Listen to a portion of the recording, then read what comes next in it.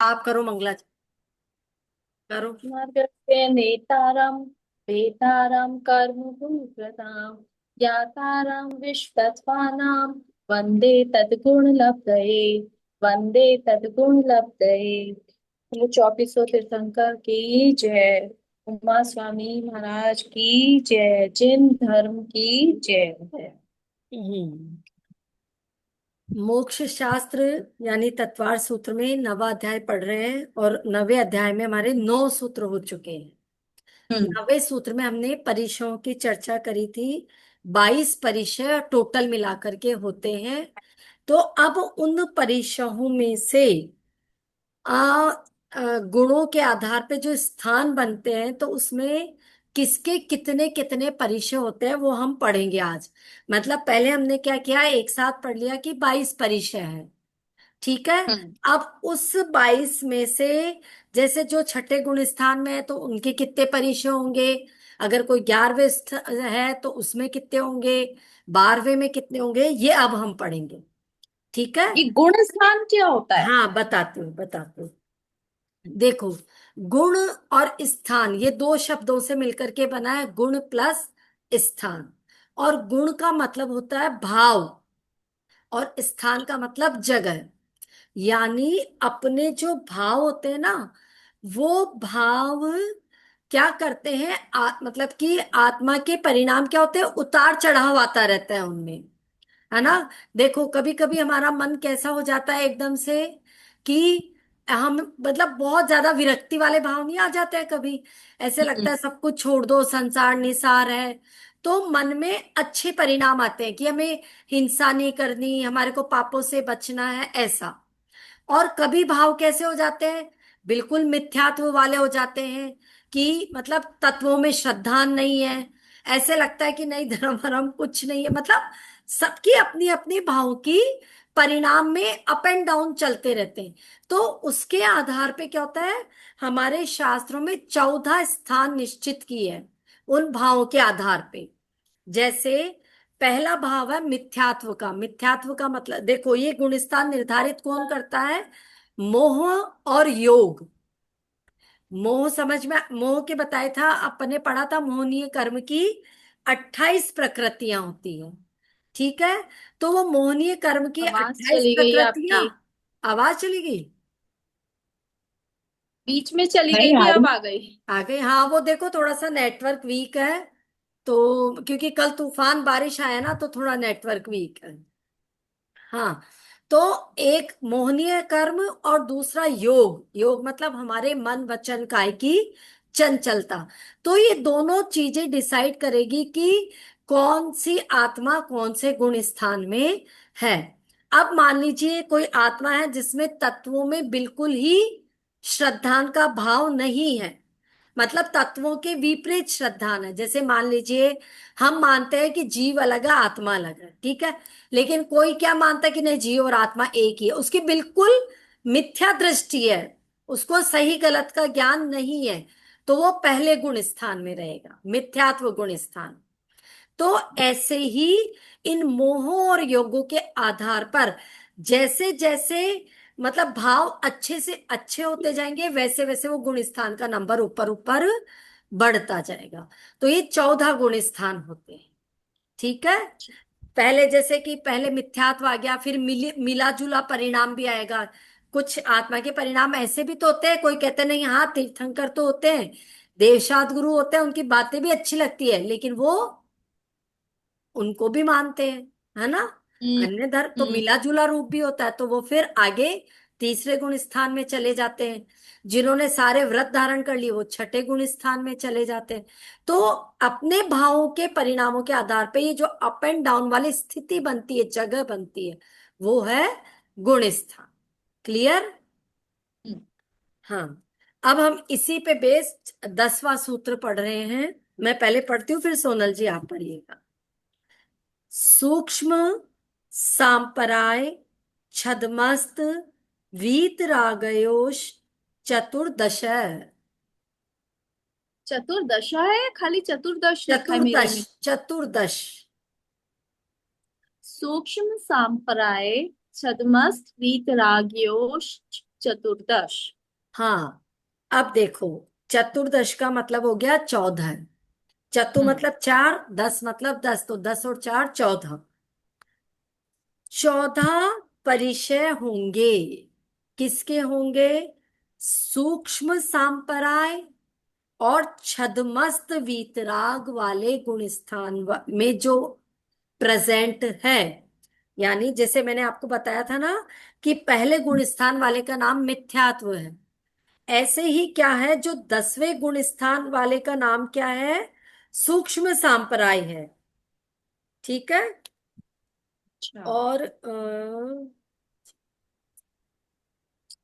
हाँ ठीक है, 11वें 12वें जो गुण स्थान वाले हैं वो वीतरागी हैं। ठीक है। तो देखो, पहले सूक्ष्म सांप्राय का मतलब समझो क्या होता है। सूक्ष्म का मतलब बिल्कुल कम, और सांप्राय का मतलब होता है कषाय। जिनके बिल्कुल कम कषाय होती है या नहीं के बराबर कषाय होती है, तो वो गुण स्थान का नाम क्या कहलाएगा? सूक्ष्म सांप्राय कहलाएगा।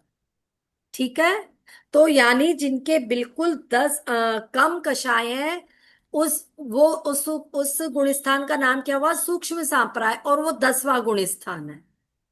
तो 10वें गुण स्थान वाले जो मुनि हैं, उनके कितने परिचय होंगे? चतुर्दश, यानी 14। ठीक है। फिर आगे शब्द इसमें आया है, छद्मस्त वीत रागयो। तो छद्म का मतलब होता है ज्ञानावरण और दर्शनावरण। छद्म का मतलब क्या होगा? ज्ञानावरण और दर्शनावरण। यानी जिनके क्या है? ज्ञानावरण कर्म और दर्शनावरण कर्म है। और यहाँ पे आगे शब्द आया है वीतराग। तो वीतराग का मतलब है जिन भी मुनियों के क्या है, मोहनीय कर्म का पूर्ण रूप से उपशम और क्षय हुआ है, यानी 11वें और 12वें गुण स्थान वाले मुनि। देखो, यानी 10 11 12 ऐसे समझो। 10वें 11वें और 12वें गुण स्थान वाले जो मुनि हैं, तो उनके कितने परिचय होंगे? 14 परिचय। ठीक है। ठीक है। आ गया समझ में ये? हम्म। हाँ। मतलब क्या होता है, वीतरागी जो छद्मस है ना, उसमें क्या होता है, उनके ज्ञानावरण दर्शनावरण कर्म तो है, लेकिन फिर भी क्या होगा, उनको केवल ज्ञान हो जाएगा। बाद में होगा, अभी नहीं हो रहा है। लेकिन जब तक नहीं है, तब तक वो 11वें 12वें गुण स्थान में है, तो उनको भी 14 परिचय सहन करने पड़ते हैं, या उनके भी 14 परिचय होते हैं। अब ये 14 परिचय कौन कौन से होते हैं? तो देखो, 22 पढ़े थे हमने, तो 22 में से उनके 14 हैं। तो ये देखो कौन कौन से या देख लो कौन से, चलो नाम ही बता देती हूँ। क्षुधा, पिपासा, शीत, उष्ण, दंश मशक, चर्या, शय्या, वध, एलाब, रोग, तृण स्पर्श, मल, प्रज्ञा, अज्ञान। ये 14 तो होंगे, और बाकी के कितने बच रहे हैं? 6 और 2 8। 8। 8 बच रहे ना, एक बाकी के 8 नहीं होंगे। तो बाकी के 8 कौन से नहीं है? नाज्ञा, अरति, स्त्री, निषद्या, आक्रोश, याचना, सत्कार, पुरस्कार और अदर्शन। ये 8 नहीं होंगे। अब ये 8 क्यों नहीं होते हैं? क्योंकि ये जो मोहनीय कर्म जो होता है ना, जैसे मोह के कारण जो जो परीक्षा हो रहे थे, वो नहीं होंगे। 10वें 11वें 12वें गुण स्थान में जो मोहनी कर्म के कारण जो परीक्षा होने वाले थे, वो सबका अभाव हो जाएगा। केवल वहां पर 14 ही बच जाएंगे। ठीक है। चलिए आगे, सूत्र नंबर 11। नहीं तो ये 13 और 14वां गुण स्थान वालों के पढ़ रहे हैं, आगे आ रहे उनके हैं, भी नहीं आगे आगे आ रहे हैं सूत्रों में। सूत्र नंबर 11। एकादश जिने, पढ़ो दीपा दीदी। एकादश जिने। एकादश यानी एक और 10 यानी 11। 11 परिचय होंगे किसके? जिन्हें। अब जिन्हें का मतलब कौन हो गया? जिनेंद्र भगवान। और जिनेंद्र भगवान यानी अरिहंत भगवान। और अरिहंत भगवान को हम बोलते हैं सयोग केवली। अरिहंत भगवान को क्या भी बोलते हैं? सयोग केवली, क्योंकि उनके अभी योग है। और सयोग जो केवली हैं वो कौन से गुण स्थान में होते हैं? 13वें गुण स्थान। 10 11 12 का हमने पढ़ लिया। अब ये 13वें गुण स्थान का अधिपति आप पूछ रहे थे ना, तो ये 13वें गुण हम्म। स्थान वाले यानी जो 13वें गुण स्थान में रहेंगे सयोग केवली, उनके 11 परिचय होंगे। तो वो 11 देख लो कौन कौन से हैं। क्षुधा, तृषा, शीत, उष्ण, दंश, मशक, चर्या, शय्या, वध, रोग, तृण, स्पर्श और मल। ये 11 के 11 परिचय होंगे। अब आप देखो जो सयोग केवली है यानी हमारे अरिहंत भगवान है, उनके भी क्षुधा और तृषा बताई है। यानी क्षुधा यानी भूख बताई है, प्यास बताई है। लेकिन यहां पर क्या होता है, ये बात समझने वाली है। इसका मतलब आप कहोगे कि हमारे भगवान को इसका मतलब भूख लगती है, और भूख लगती है तो वो फिर आहार ग्रहण करते हैं। लेकिन ऐसा नहीं है, क्योंकि उनकी जो वेदनीय कर्म है ना, वो केवल क्या बोलते हैं, जैसे कि केवल नाम मात्र का है। मतलब सत्ता में है लेकिन वो उदय में नहीं आता है। ठीक है। जैसे कोई उदाहरण आप ऐसे समझो, जैसे होता है ना, किसी में शक्ति तो है करने की लेकिन वो करता नहीं है उस काम को, है ना। कर सकता है पर करता नहीं है। तो ऐसे ही क्या है, यहां पर जो सहयोग केवली है, उनके वेदनीय कर्म का मात्र समझ लो थोड़ा सा है, लेकिन उनको भूख प्यास की वेदना है मतलब लग करते नहीं है, वो आहार ग्रहण नहीं करते हैं, लेकिन उनके ये परिचय है यहाँ पर। ठीक है। तो 13वें गुण स्थान में ये कितने परिचय हो गए? 11 परिचय हो। ठीक है। इनके नाम लिखा दो ना, इसमें तो लिखे हुए ही नहीं है। लिख लो। क्षुधा, तृषा, शीत, सुधा। उष्ण, शीत उष्ण, दंश मशक, चर्या, शय्या, वध, रोग, तृण स्पर्श और मल।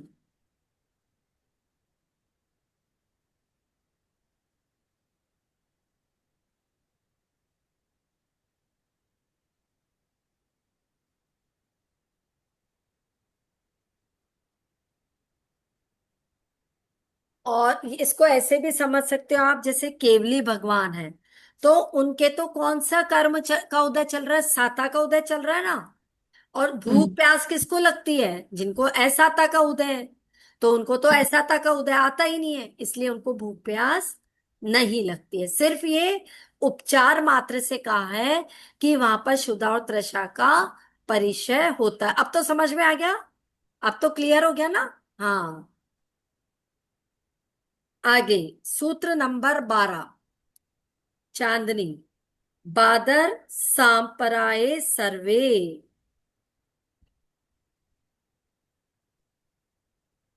हाँ। सूत्र बादर हम्म, शाम पराए सर्वे। हाँ। अब इसका अर्थ देखो। बादर, बादर का मतलब होता है स्थूल। सूक्ष्म का अपोजिट स्थूल, बड़ा, मोटा मोटा। सांपराय यानी कषाय। सर्वे यानी सारे परिचय है, यानी जिनके सारे ही प्रकार की कषायें अभी मौजूद है, जिनमें सारे तरह की कषाय मौजूद है, वो कहलाता है बादर सांप्राय। यानी बादर सांप्राय होता है छठे गुण स्थान में। ठीक है। तो उनके सारे के सारे ही परिचय होंगे, यानी 22 के 22 परिचय जो छठे गुण स्थान में है उनमें पाए जाएंगे। अब छठा गुण स्थान है, उसका नाम होता है प्रमत्त संयत। और उसमें कौन आता है? अभी वर्तमान वाले जो सारे मुनिराज हैं वो प्रमत्त संयत नाम के गुण स्थान में आते हैं। ठीक है। अब प्रमत्त संयत में वो आते हैं, लेकिन उनके अभी क्या है, सारी प्रकार की मोटी मोटी कषाय, हालांकि उन्होंने क्या ले लिया है, सकल व्रत ले लिया है ना। मतलब त्रस और स्थावर जीवों की हिंसा से वो क्या है, परे हैं, करते नहीं है वो किसी भी प्रकार की हिंसा।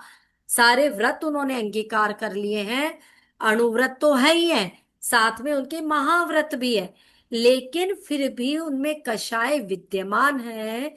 इसलिए उनके सारे के सारे परिचय 22 के 22 ही होते हैं। तो कहने का मतलब आप क्या लिखोगे, छठे गुण स्थान वाले मुनिराज के 22 परिचय होते हैं। अब हमने किस किस का पढ़ लिया? छठे का पढ़ लिया, 10वें का, 11वें का, 11, 13। 12वें का, 13वें। ठीक है। हम्म। और कौन से चारित्र में सारे प्रकार के परिचय संभव है, तो ये लिख लो। मतलब लिखो आप सामायिक, लिखो एक बार, कौन से चारित्र में सब प्रकार के परिचय संभव है? सामायिक, छेदोपस्थापना,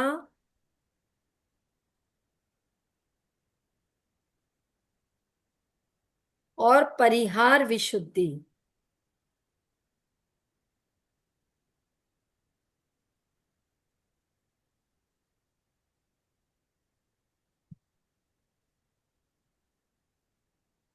ये किसमें होते हैं? ये लिखा है चारित्र, मतलब कौन से चारित्र में सब परिचय ये चारित्र चलो अभी पढ़ेंगे हम, आगे आएगा ये, या तो आगे लिख लेना इसको, कोई बात नहीं। एक सेकेंड।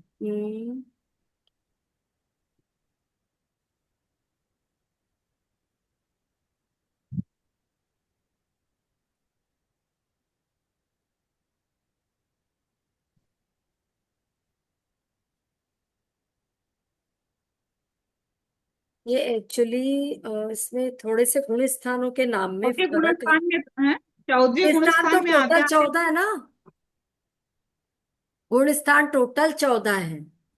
और तो हमने पढ़ा 14वें था गुणस्थान तक आते आते तो सारे हो ही परिचय खत्म हो ही जाते हैं, 22 के 14वें 22। 14वें के बाद में खत्म हो जाते हैं सारे। 13वें 14वें, 14वें के बाद में या 14वें के अंदर?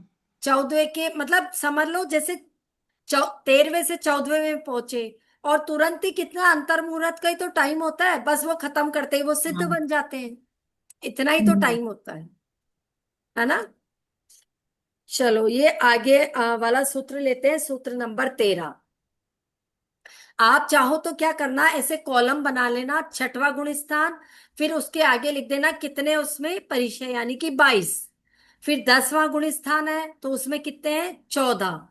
फिर उसके बाद में 11वें, सॉरी 10 11 12 में कितने हो गए, 10वें 11 12 में 14 थे ना। हाँ 14। हाँ, पक्का। 14। फिर उसके बाद में 13वें गुण स्थान में हो गए 11। हम्म। चलो आगे चलते हैं, सूत्र नंबर 13। ज्ञानावरणे प्रज्ञा ज्ञाने, पढ़ो सोनल जी। ज्ञानावरणे प्रज्ञा ज्ञाने। हाँ, अब ये बता रहे हैं, मतलब पूछ रहे हैं कि ज्ञानावर्ण कर्म के उदय से, अगर जिसके ज्ञानावर्णी कर्म का उदय है तो उससे कितने और कौन कौन से परिचय होते हैं। यानी हमने क्या किया, अभी पढ़ा था ना 22 परिचय होते हैं, तो 22 परिचय में से ज्ञानावर्णी कर्म के कारण कितने परिचय होंगे, ये हमें बताएंगे अब। ठीक है।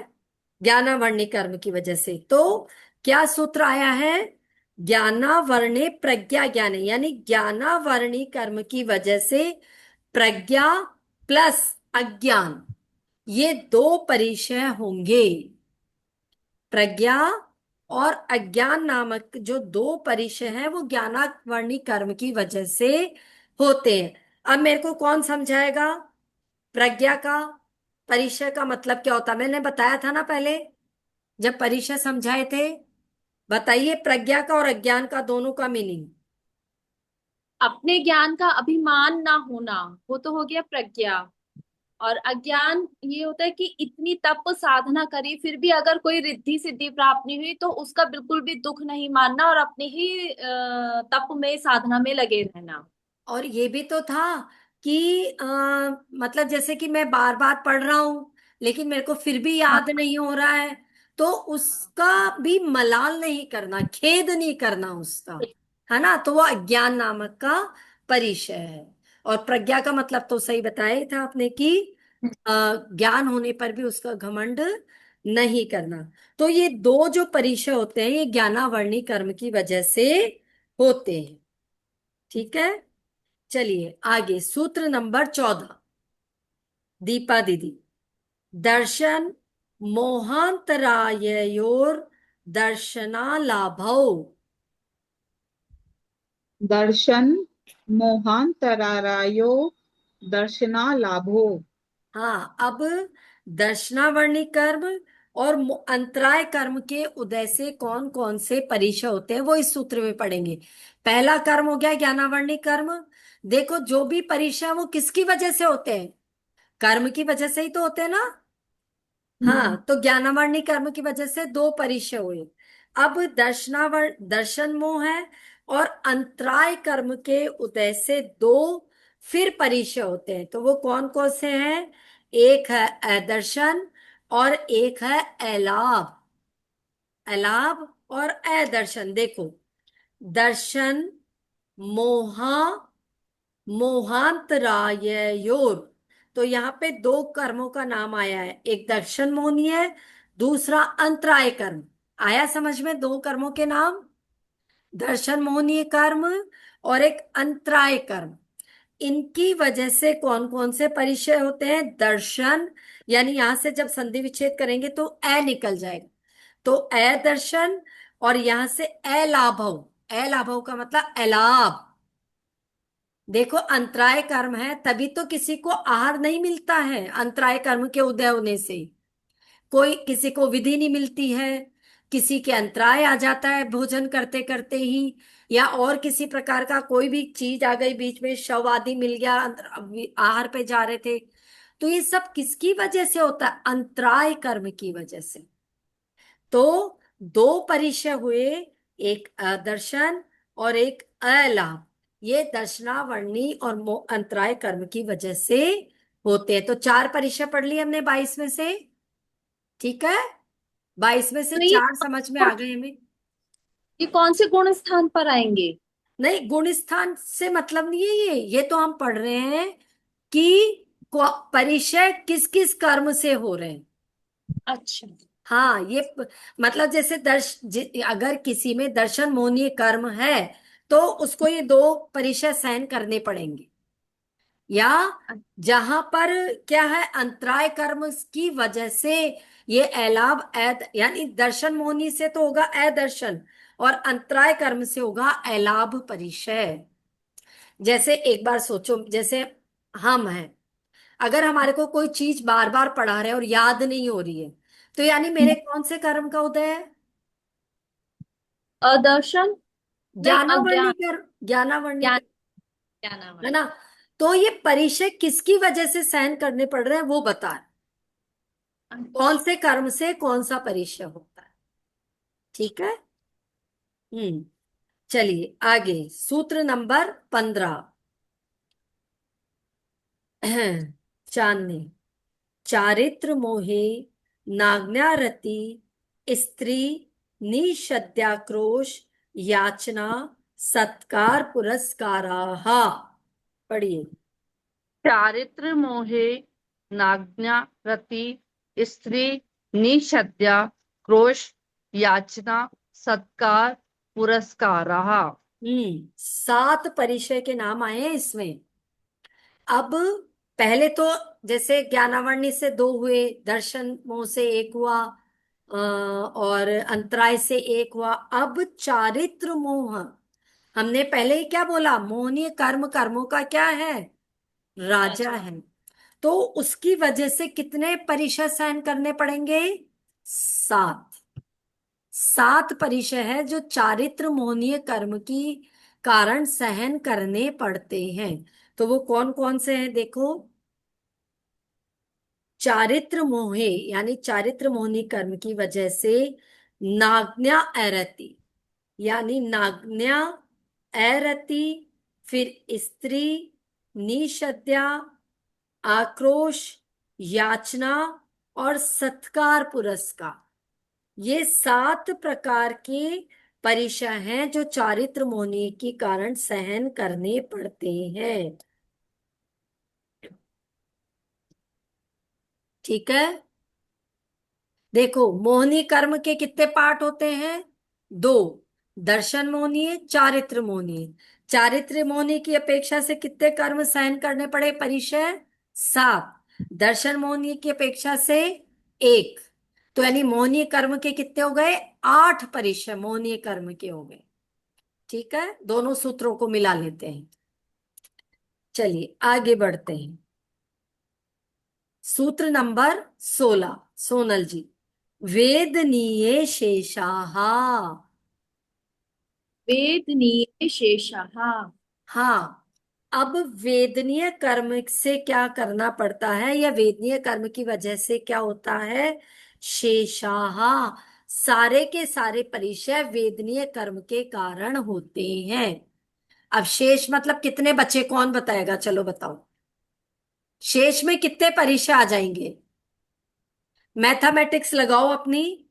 2 2 4 4 7 7 2 9 2 12 11 ही बच 11 11 11 बाकी बचे। के 11 बचे जो। हाँ 11 बचे, 11। कैसे कैसे कैलकुलेशन की, ज्ञानावरणी दो के 2 हो गए, ज्ञानावाणी दर्शनावरणी के के 2 2 हो हो गए, गए, फिर दर्शन का 1 हो दर्शनावरणी गया, और 3। अंतराय कर्म के 2। एक हुआ ना अंतराय का, 4।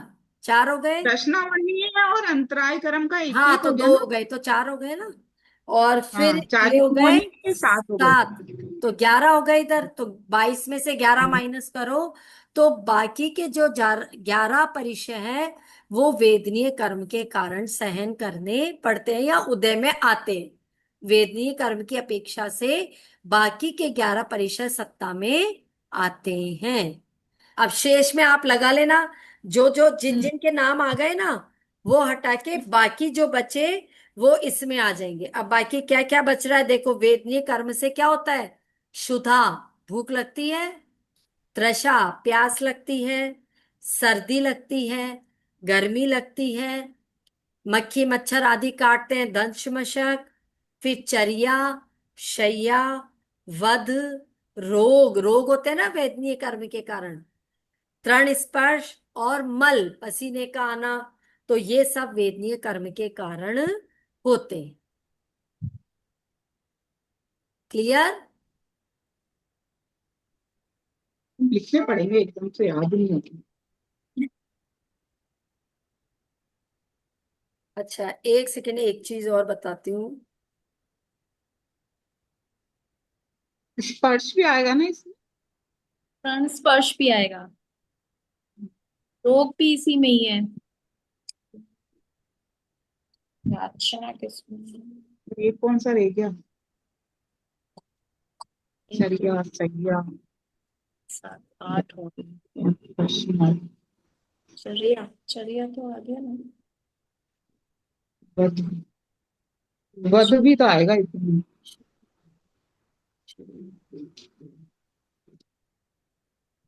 इसी में ही है ना। वध, हाँ नहीं, शैया, शैया भी इसी में ही आएगा ना। सैया है, हाँ। क्या क्या लिखा वापस बताओ ना। क्षुधा, प्यास, दश मचंग, रोग, प्राण स्पर्श। शीत उष्ण दश मशंक चर्या मल शैया स्पर्श रोग और वध। एक चीज देख रही हूँ, 1 मिनट। 1 2 3 4 5 6 7 8 9 10 11 हो गया।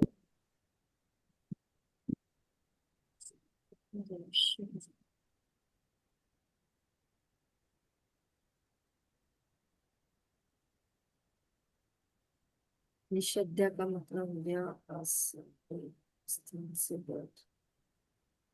निषेध्य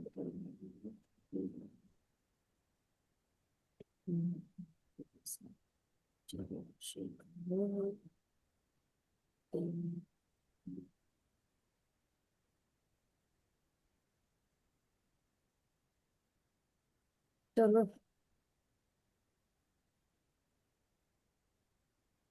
चलो एक क्वेश्चन था पर इसको चलो बाद में कराऊंगी मैं भी।